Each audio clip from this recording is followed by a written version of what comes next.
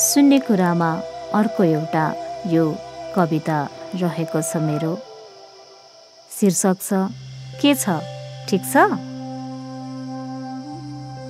के छ भन्ने प्रश्न गरिदिन्छन् जो कोही।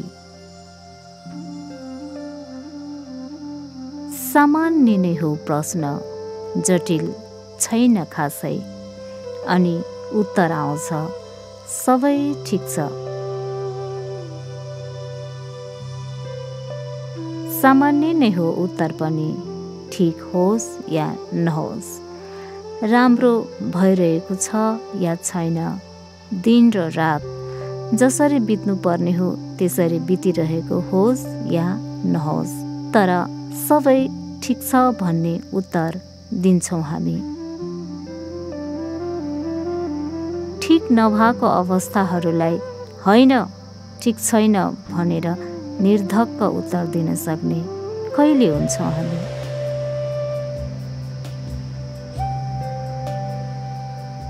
सबैभन्दा पहिले आफ्नो सत्य बोल्न सक्ने कहिले हुन्छौँ हामी? म यो प्रश्नमा सधैँ अल्झिरहे। सत्य बोल्न नसकेको हो कि सत्य सुनिदिन नसकेको हो चाहिँ के हो आखिर?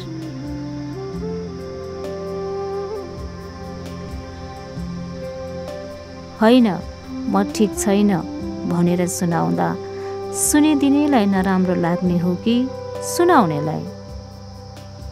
हीनता बोध प्रश्न गर्नेलाई हुने हो कि उत्तर दिनेलाई? तर यही सामान्य सवाल र जवाफको बीचमा जकडिएको हरेक छेडले मान्छेलाई मानसिक विचलनको दलदलमा धकेलिरहेछ।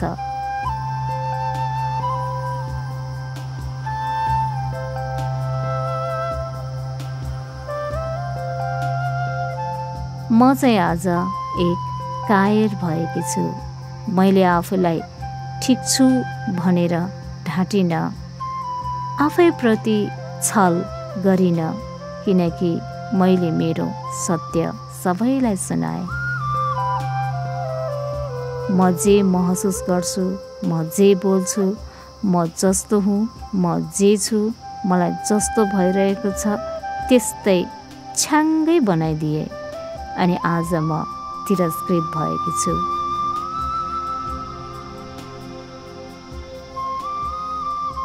धुलोलाई बढारेर फाले जस्तो गरी फालिएकी छु, ढुङ्गा मुढा जस्तै कठोर बनाएकी छु। यदि सत्य सुन्न सक्दैन भने प्रश्न गर्छन् किन? यथार्थ सुनाउँदा उपहास बन्छ भने सोध्ने ढोङ गर्छन् किन?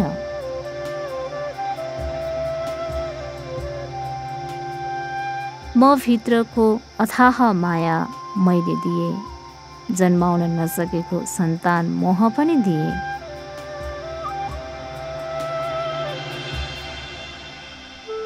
बिहानीको लाली खुले जस्तै लाग्ने ती तमाम हाँसोको लागि आफूलाई समर्पित गरिदिए।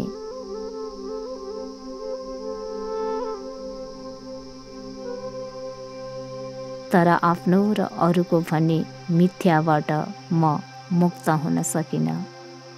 आज म यस्तो भ्रूण हुर्काउन चाहन्छु आफूभित्र, त्यसलाई यसरी जन्माउन चाहन्छु आफूबाट। ऊभित्र माया नै माया भरिदिउँ, प्रेम नै प्रेम भरिदिउँ, जसले आफ्नो मात्र होइन दोस्रो व्यक्तिको हरेक सामान्य प्रश्नलाई सहजै बुझिदियोस्। सरलताभित्रको जटिलता अनि जटिलताभित्रको सरलतालाई छुट्याउन सकोस्। मेरो वरपर म छैन, तिम्रो वरपर तिमी छैन। वास्तवमा आज कसैको वरपर कोही छैन। बन्द कोठाभित्र बन्दी भएका छौँ, तर एक अर्काको लागि कोही छैनौँ। हृदय र आत्मा खाली छ। मानसपटलमा अनेक छन्, सधैँको हस्याङ फस्याङ, सधैँको भ्याइ नभ्याइ। कहाँ पुग्ने, कहाँ जाने, पुगेर के गर्ने, पुग्नको उद्देश्य के?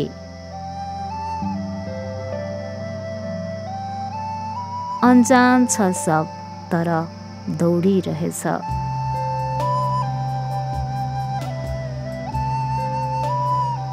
हामीले खोजेको खुसी यतै कतै त छैन?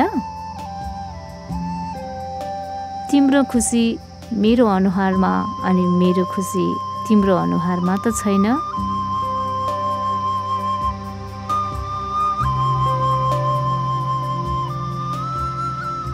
खोसेर होइन, अलिकति दिएर त हेर।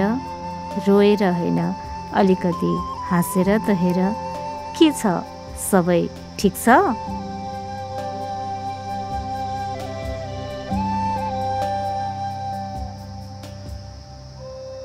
यही सामान्य प्रश्नमा आफूलाई अनि अरूलाई बुझेर त हेर। आफ्नो सुनाऊ अनि अरूको पनि सुनेर त हेर।